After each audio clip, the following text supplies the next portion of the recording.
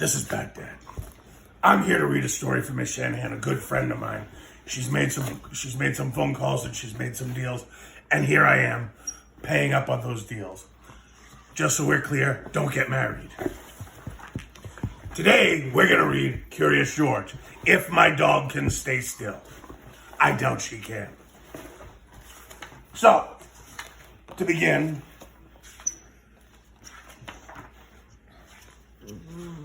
this was Margaret and H.A. Ray's Curious George Goes to the Chocolate Factory.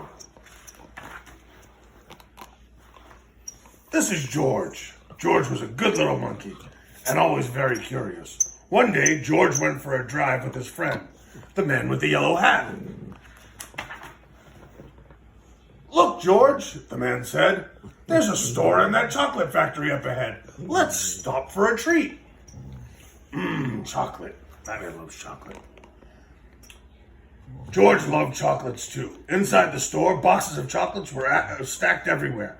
But the man with the yellow hat found his favorite right away. "George," he said, "wait here while I buy these. And please stay out of trouble." You know he's not going to. George looked around the store. He saw chocolate-covered cherries and fudge-flavored lollipops. A chocolate bunny caught his eye. Oh, there he is. Then something else caught his eye. What were all those people looking at? George was curious. Uh-oh.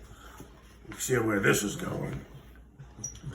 He climbed up to get a better look. Through the window, he saw lots of trays filled with little brown dots. What were all those little brown dots? George, of course, was curious. He found a door that led to the other side of the window.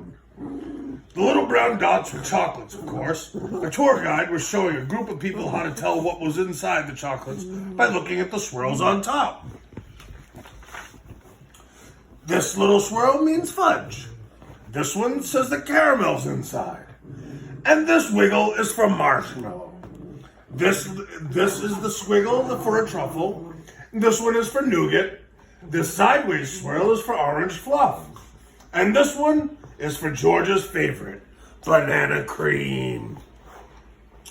George followed the tour group until they came to a balcony overlooking a room where the chocolates were made. Down below, busy workers picked the candy off the machines and put them in boxes. These were the machines that made the chocolate with the swirls on top. The chocolates came out of the machines on long belts. But how did they get their swirls? George, again, was curious. This silly little monkey. He climbed down from the balcony, and up on the machine, George peeked inside. He was trying to see what was making the swirls, and all of a sudden, the chocolates began coming out faster and faster. They sped by him so quickly they seemed to be running on legs of their own. "Quick! Bring more boxes!" yelled a man with a tall white hat. "What happened?" asked another man. Nobody answered. Nobody knew what had happened, and everyone was so busy, no one noticed George. The workers began to fall behind, and the candy began to fall off the end of the belt. "Save the chocolates!" yelled the man with the tall white hat. Meanwhile, George saw one of his favorites whiz by. He tried to catch the banana cream chocolate, but it was too fast. And at the end of the belt, a pile of chocolates was growing taller and taller. George had never seen so many chocolates. As he searched for the banana cream, he put the others in the empty boxes. George was as fast as a worker as they could be. Someone noticed and yelled, "Bring that monkey more boxes. He's helping us catch up." Not all of the chocolates made it into the boxes, though, but no more chocolates fell on the floor. Greedy George. Just when George and all the workers were caught up, the tour guide ran in with the man in the yellow hat. "Get that monkey out of here! He's ruining our chocolates!" "But this little monkey saved the chocolates," explained the workers.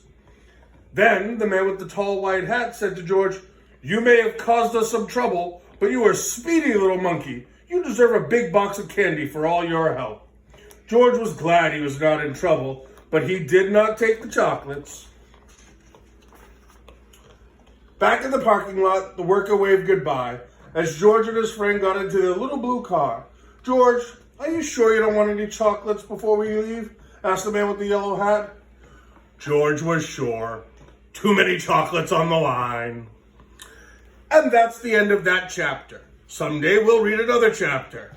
Thank you very much, Miss Shanahan. You're a good friend. And you kids, stay out of trouble.